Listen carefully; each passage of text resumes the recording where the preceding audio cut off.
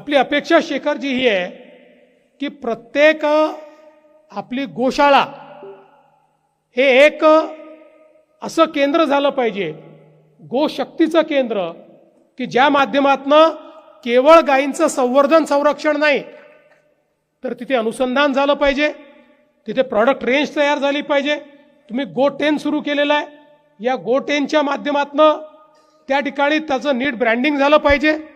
आणि मी तुम्हाला आश्वासित करतो, तुम्ही जर हे तयार केलं तर तुमच्या प्रॉडक्ट्सला विकण्याकरता वेगवेगळ्या ठिकाणी अगदी सवलतीच्या किंवा नाममात्र दरामध्ये तुम्हाला स्टॉल्स उपलब्ध करून देणं हे निश्चितपणे त्या ठिकाणी आपण करू.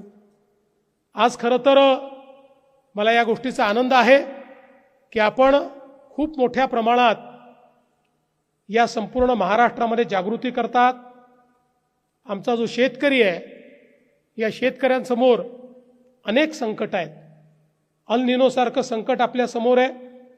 पण या सगळ्या संकटांमध्ये मी तुम्हाला विश्वासाने सांगतो, गो आधारित अर्थव्यवस्था जर आपण तयार केली तर अशी किती संकटं आली तरी त्याचा सामना करण्याची ताकद ही आमच्या शेतकऱ्यांमध्ये त्या ठिकाणी आपण निर्माण करू शकतो. आणि म्हणून मी काही लांबलचक भाषण करणार नाही. तुम्हाला एवढंच सांगतो, महाराष्ट्राचं सरकार गोसेवा आयोगाच्या पाठीशी आणि गोपालकांच्या पाठीशी अत्यंत खंबीरपणे उभा आहे.